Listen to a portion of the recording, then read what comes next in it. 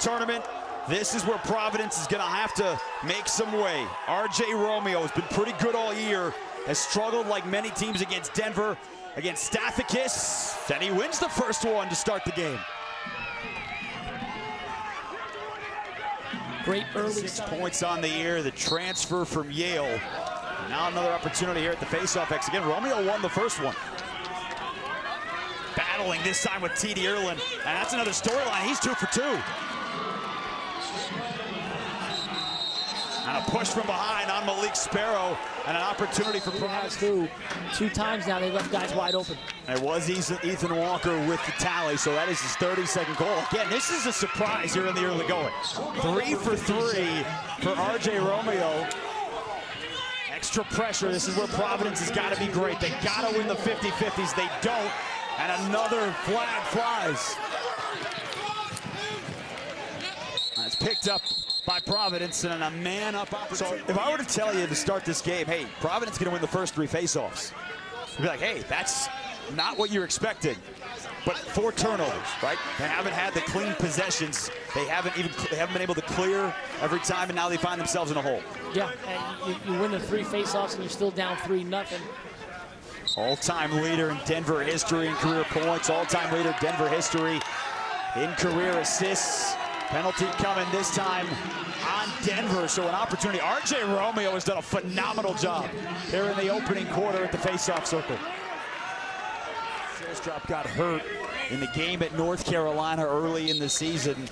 And he played so well, they couldn't take him off the field with Morrill and Walker, and Shilstrop playing as well, but they couldn't take him off the field, and he just buried home his 29th goal of the season. It's a push against Providence. Now an opportunity for Denver here in the Lakes for Denver to take that 5-0 lead here to the start of the second. I think Providence would take the opposite, right? They take the 5-0 lead and the loss is on the face-off. But yeah, I mean, if you would have said before the game he had that type of success, you would have thought this first quarter would have went a totally different way. But Denver obviously dangerous offensively, don't need a lot of possessions to get a lot of goals. Get out of Jackson Morrill's stick. Knocked it right up in the air. It's just Jack Hanna was right there to recover. Arguably the worst guy you'd want it to bounce to.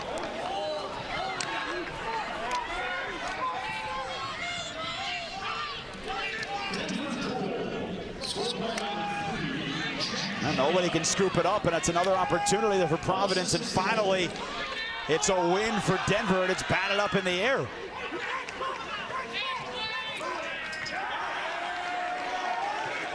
You were an All-American playing both long stick midi and close defense back in 06 and 2007. When you're watching your team get good opportunities but unable to score, how does that affect you on the defensive end? Well, I think from a mental standpoint, I think you're trying to play better, elevate your game, because you know they're struggling a bit. But what happens is when you play so much defense and when you're playing against a talented offense, They have opportunities, caused 4 turnovers in those 9 minutes. You said it earlier, score didn't seem like it, but the defense was playing well for the Friars. Yeah, they're playing extremely well. They've really stepped up their game. And again, the problem has just been the lack of scoring. And that's really been the story of this game. It hasn't been face-offs, hasn't been home. Tying a season high with a pair of goals. Another assist for Morrill and another win for Ierlan. So, you know, we're talking about Providence hanging in there 7-0. I think I had 6, and then I don't know the rest of the time. I probably had maybe 10. Yeah, well, if you get to that many, then it's not as exciting anymore. Well, no, it's not that many. Let's not get crazy now. I had a few, but no, they're all exciting.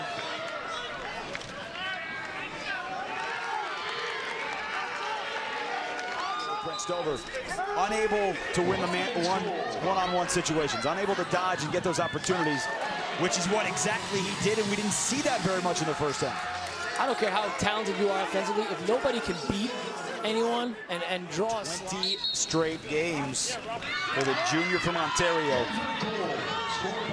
A face-off victory for R.J. Romeo. He's done his part today, too.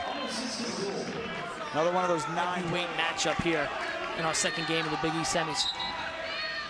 Meanwhile, R.J. Romeo just won his 8th. He's 8 of 15. He is better than 50% here today against one of the top 10 face-off teams in the country. A little bit of their problem, and that's why I said before, Heinrich is the guy, because he's been the one guy that's been able to draw slides and win some one-on-one matchups. If they can continue to do that, they'll score some goals here.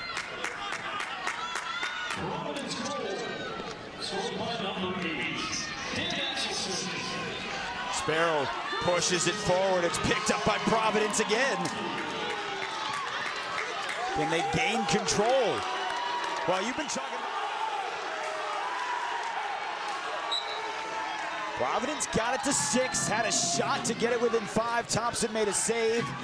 A win at the Faceoff X for Stathakis, and the way that Denver needed to start the fourth quarter. This season for Ethan Walker and Jackson Morrill. And remember, Jackson Morrill is part of this transfer with T.D. Ierlan, who's at the X right now from Yale, right? 3 players who have come from the Bulldogs, all part of that 2019 team that made the championship game. Piece before she was at Gabrielle, her brother Joe, same year as me. We played lacrosse together, so known both those families a long, long time.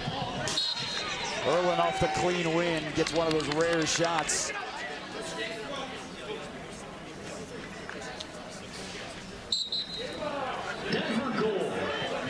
You know, when we talked to Bill Tierney this week, we talked about T.D. Ierlan and that with Alec Stathakis. Another win here for Providence. You know, he said when you have Hendricks, Ryan Zimmerman, who did not have a big role on this team the last few years, now as a graduate assistant, but also one of the leading scorers, that on the attack, and another great save by